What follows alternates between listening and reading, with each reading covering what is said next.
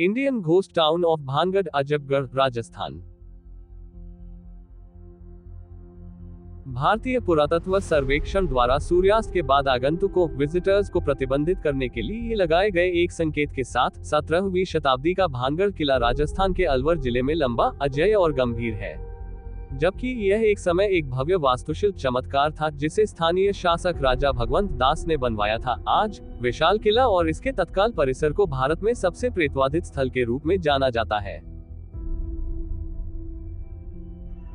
अधिकांश भाग के लिए शालीनता से संरक्षित भानगढ़ के खंडहरों में आज कई प्रभावशाली संरचनाएं शामिल हैं, जिनमें कई मंदिर, सार्वजनिक कक्ष और शाही महल शामिल हैं।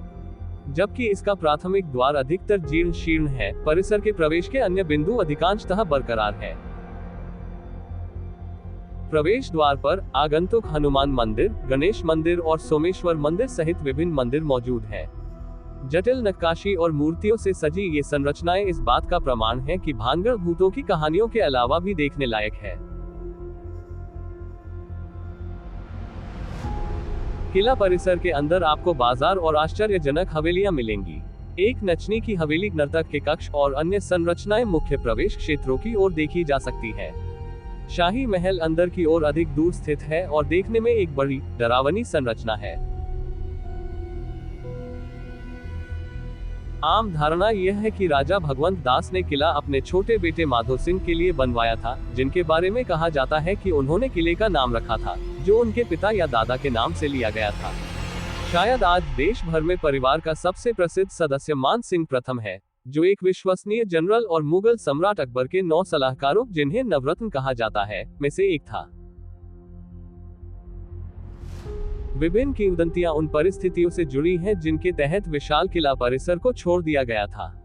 पहली किंवदंती का दावा है कि माधो सिंह नाम के एक राजा ने वहां रहने वाले बालानाथ नामक एक तपस्वी से उचित अनुमति प्राप्त करने के बाद भानगढ़ किले का निर्माण किया था, एक शर्त पर सहमत हुए जिसमें कहा गया था कि किले की छाया कभी भी तपस्वी के घर पर नहीं पड़नी चाहिए।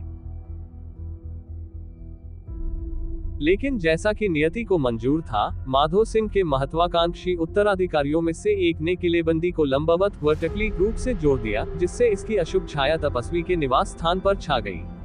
ऐसा होते ही किला कुछ ही समय में नष्ट हो गया। कथित भविष्यवाणी पूरी हुई और भानगढ़ किला भूतिया बन गया। भानगढ़ किले के भुता होने के पीछे एक दूसरी किंवदंती, जो पहली से भी अधिक लोकप्रिय है, का दावा है कि भानगढ़ की राजकुमारी रत्नावती किले पर आई, जो कि इस पूरी सर्वनाशकारी स्थिति के लिए जिम्मेदार थी। एक स्थानीय काले जादूगर को उससे प्यार हो गया। ऐसा माना जाता है कि राजकुमारी बहुत सुंदर थी और एक बार उसने एक सौंदर्य प्रसाधन कॉस्मेटिक का उपयोग करके उसे मोहित करने की कोशिश की ताकि वह उसके प्यार में पड़ जाए।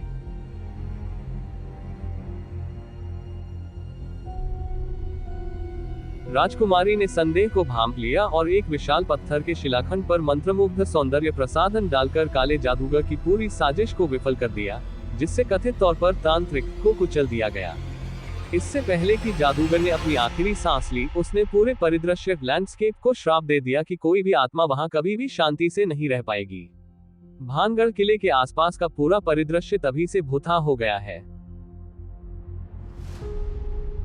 आसपास के गांवों के स्थानीय लोगों से बात करने पर आपको कई नए, अजनबी मिथक और किंवदंतियां मिलेंगी।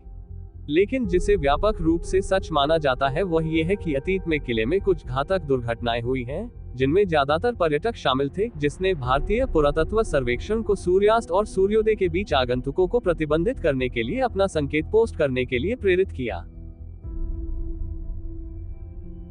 सूर्यास्त के बाद या सूर्योदय से पहले किसी को भी किले में प्रवेश की अनुमति नहीं है। जब सूरज की आखिरी किरण विदा हो जाती है और अगली सुबह उसके आगमन तक पूरा परिदृश्य अंधकार में और ठंडे खोखलेपन में डूब जाता है।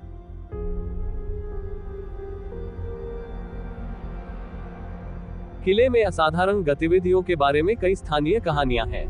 ये व्यक्ति पर निर्भर करता है कि वह इस पर विश्वास करेगा या नहीं। कहा जाता है कि भानगढ़ किले में रात के समय आत्माएं घूमती हैं और तरह तरह की अजीब आवाजें सुनाई देती हैं। इसके अलावा, जैसा कि कहा जाता है, जो कोई भी रात में किले में प्रवेश करता है वह सुबह वापस नहीं लौट पाता है। व्यक्ति को हमेशा ऐसा महसूस होता है जैसे कि उनकी गतिविधियों पर नजर रखी जा रही है और हवा में चकरा देने वाला भारीपन आ जाता है।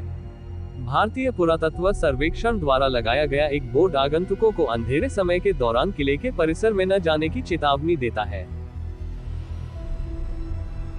भानगढ़ के भुथा किले से कई कहानियां जुड़ी हुई हैं।